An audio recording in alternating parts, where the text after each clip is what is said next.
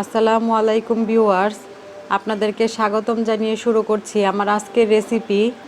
আজকে খুবই আনকমন ও সুস্বাদু রেসিপি নিয়ে হাজির হয়েছি।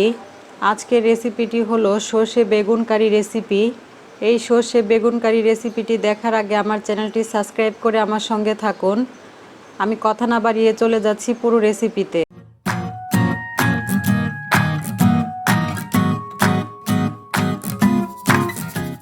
প্রথমেই চুলায় একটা প্যান বসিয়ে দিলাম। আজকের রেসিপিটা আমি সরিষার তেল দিয়ে করব, তাই এখানে দিয়ে দিচ্ছি হাফ কাপ সরিষার তেল। তেলটা হালকা গরম হয়ে আসার পরে এর মধ্যে দিয়ে দিচ্ছি হাফ কাপ পেঁয়াজ কুচি। পেঁয়াজ কুচিটাকে নেড়ে চেড়ে হালকা ব্রাউনি করে ভেজে নিচ্ছি। হালকা ব্রাউনি করে ভেজে নেওয়ার পরে এর মধ্যে অ্যাড করছি 2 চামচ সরিষা বাটা। এখানে আমি সাদা সরিষা বাটা নিয়েছি। তো সরিষাটাকে আমি ভালোভাবে থেবড়ে মিশিয়ে নিচ্ছি পেঁয়াজের সঙ্গে। সরিষার পেস্টকে পেঁয়াজের সঙ্গে নেড়েচেড়ে ভালোভাবে ভেজে নিব। সরিষাটা যেন পেঁয়াজের সঙ্গে ভালোভাবে ভাজা হয় সেই দিকে একটু খেয়াল রাখবো।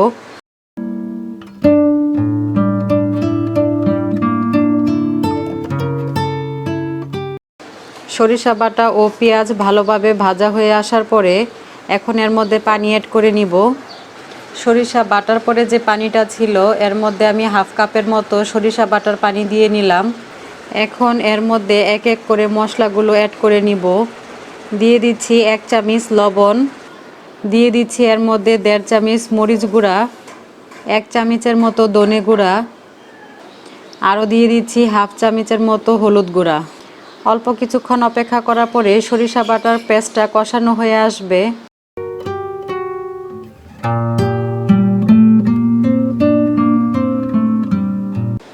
ভালোভাবে নেড়েচেড়ে এটাকে আরেকটু কষিয়ে নিব।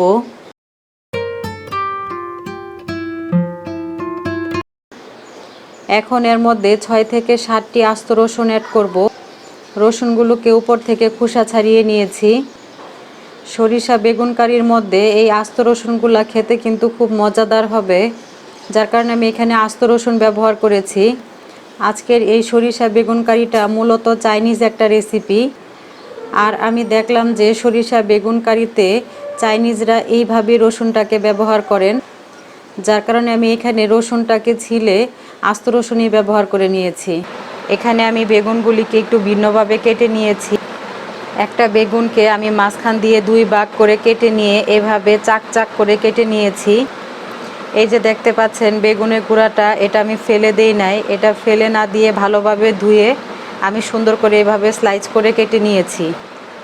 সরিষা কষার মধ্যে রসুনগুলো ভালোভাবে কষা হয়ে এসেছে।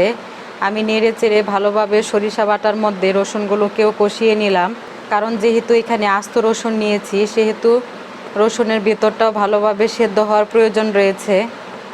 তাই আমি নেড়ে চেড়ে ভালোভাবে রসুনগুলিকেও এই সরিষা বাটার মধ্যে কষিয়ে নিয়েছি। সরিষা বাটাটা খুব ভালোভাবে কষা হয়ে এসেছে। এখন এর মধ্যে এক এক করে আমি বেগুনের পিসগুলোকে দিয়ে দিচ্ছি।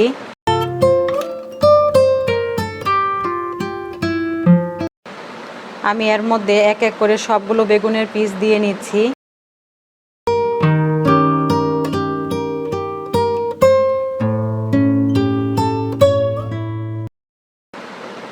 দেখুন বেগুনের বটাটা এরকম আস্ত রয়ে গিয়েছে, শুধু এগুলো আমি ভালোভাবে ধুয়ে নিয়েছি।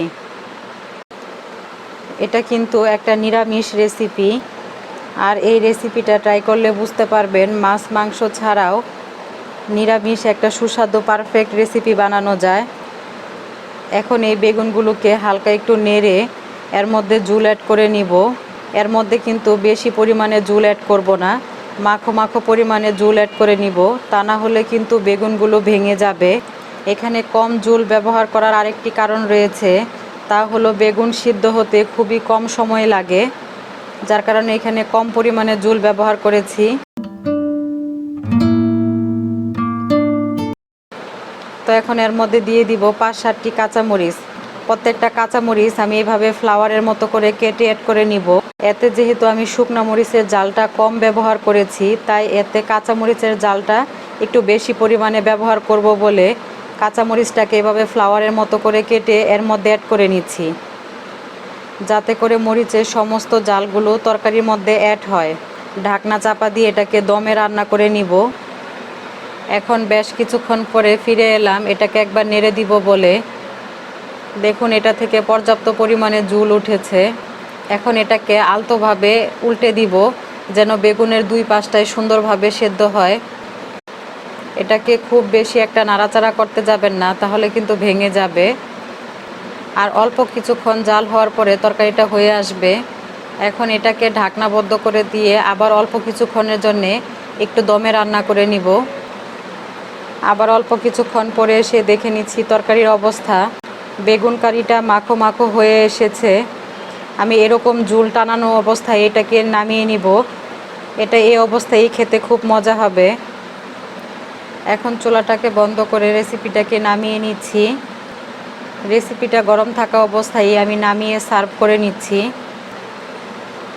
সরিষাগুলো খুব ভালোভাবে মাখো মাখো হয়ে বেগুনের গায়ে লেগে আছে। দেখুন রেসিপিটা সার্ভ করার পরে দেখতে আরও বেশি লোভনীয় লাগছে। আশা করছি এই আনকমন রেসিপিটা আপনারা সবাই ট্রাই করবেন। এই রেসিপিটা কেমন হলো আমাকে কমেন্টস করে জানাতে ভুলবেন না। আপনাদের সঙ্গে আমার আবারও দেখা হবে পরবর্তীতে নতুন কোনো এক রেসিপি নিয়ে।